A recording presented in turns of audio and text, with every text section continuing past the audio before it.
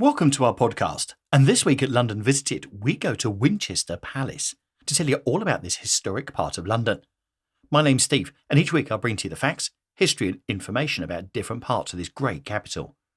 If you've been to London, are planning on visiting, live here, or just love London from afar, then this is the podcast for you. Don't forget to visit our YouTube channel, London Visited, to see videos covering this place and so many others across London. And now to this week's podcast. Southwark, in the county of Surrey, was formerly the largest manor of the Diocese of Winchester, and the Bishop of Winchester was a major landowner in the area. He was a great power in the land, and traditionally served as the King's royal treasurer, performing the function of the modern-day Chancellor of the Exchequer. He thus frequently needed to attend the King, both at his court in Westminster and at the Tower of London, and was also required to attend Parliament with other bishops and major abbots. The city of Winchester had been the capital of the Saxon kings of England. For that purpose, Henry of Blois built the palace as his comfortable and high-status London residence. Most of the other English bishops, similarly, had episcopal palaces in London, most notably Lambeth Palace, resident of the Archbishop of Canterbury. The palace remained in use until the 17th century, when it was divided into tenements and warehouses, but was mostly destroyed by fire in 1814. Part of the Great Hall and the west gable end with its rose window became more visible after a 19th century fire and 20th century redevelopment. It is believed that the Great Hall was built in about 1136.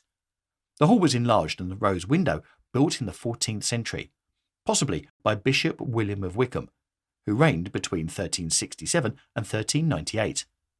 Below the hall was a richly decorated vaulted cellar with direct access to a wharf on the River Thames for bringing in supplies.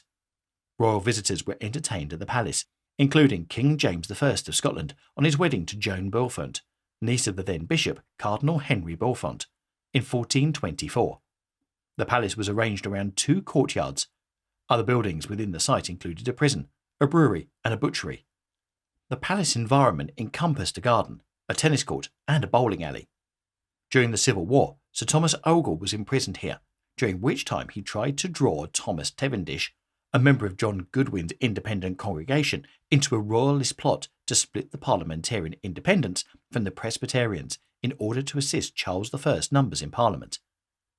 Associated with the palace was the Liberty of the Clink, which also lay on the south bank of the River Thames, an area free from the jurisdiction of the City of London.